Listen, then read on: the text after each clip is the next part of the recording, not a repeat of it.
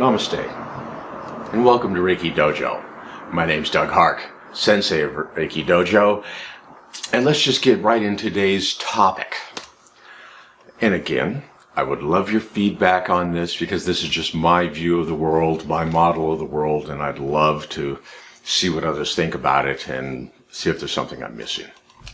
So, on the topic of Reiki, something that was told to me from the very beginning was, Reiki is not a religion. My view of it, what I have seen within Reiki communities, and what's fascinating is you can quickly get an overview of what others think by going into Facebook and then going into all the different Reiki groups. And what I realize is many people have turned Reiki into a religion, and then they've gone to the next level of turning it into a cult. But we'll just stay on the religion side of it. Yes, Reiki is a religion to many people. It was a religion to my teacher. So, what I like to do in the dojo is let's deconstruct Reiki. Let's deconstruct this idea. So, I have over here, is Reiki a religion? I wrote my notes up here. And so the first, what we got to do is, what is a religion? And so what I do is I just throw it into Google, and usually it'll pop up with something right at the beginning. And then from there, I go look at many different links that are different than the one I saw so that I can get different ideas. And usually the one at the top is fairly good. So what we have religion is, it's the belief in and worship of a superhuman controlling power, a personal god or gods. Within Reiki, we call the energy Reiki. We identify it, we label it. It's all powerful. It is what it is. We can't control it. It's in charge. It sounds like a superhuman controlling power. A religion is also a particular system of faith or worship. And so with that, I had to go worship, a system with faith or worship. Well, Reiki, you have to have faith, but the worship part, which is part of religion. Let's go look at what worship is.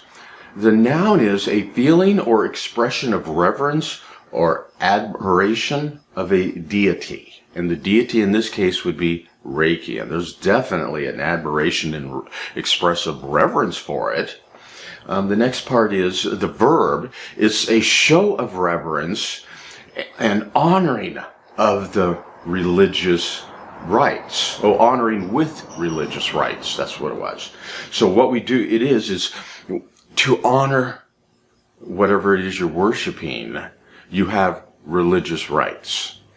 When I took my Reiki course, I was given this manual, and in this manual it has very specific procedures or rites that I am supposed to do with turning on the Reiki, protecting myself, the gloves, the auras, all of those things, and then the fluffing.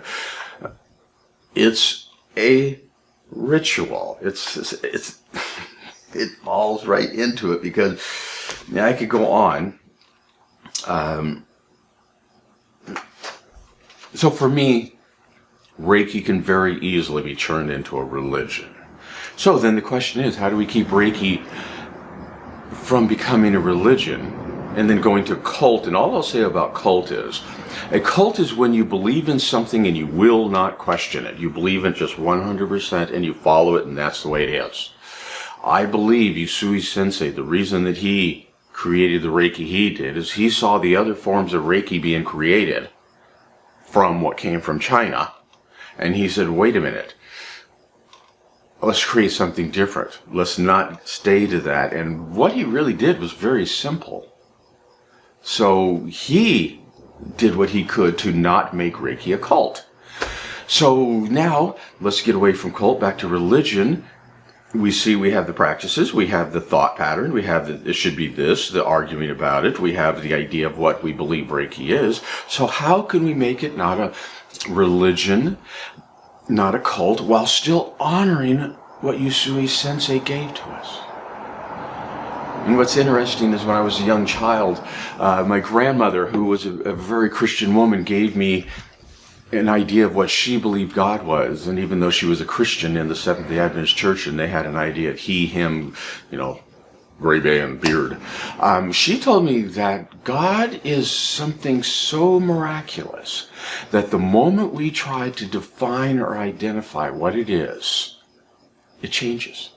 And I remember very distinctly she was using the word it and not he. And that's what I think this is my view of what I do with Reiki. I don't try to identify whatever Reiki is. I just allow whatever it is, and I just do. And whether it's coming from me, whether it's coming from source, I know I'm not the source, I know I'm not the energy source, yet like a solar panel, it collects and it stores like a battery. And this is what Qigong is. Qigong and all these different practices, just different places of storing and delivering the energy. And so I think we should quit labeling where the energy comes, and just part of what Yumikido is a practice that I do, is it's just you and me energy. It's just allowing. And I'll work to change that and look at how that is. Yet, the first thing is quit labeling what we think the energy is. Even saying energy is labeling. The next thing we can do, what did I have in my notes? Because I know I had something. That was the main thing. Quit labeling the energy. And continue to search. That's what I'm doing. I continue to search. I thought for 7 years I knew what Reiki was. And then it was less than 2 months ago I found a book where a gentleman supposedly has seen the original student manual for Usui Sensei's students. And when I saw what it was, it made so much sense, so simple. It took all of the woo-woo out of it, and I changed my mind.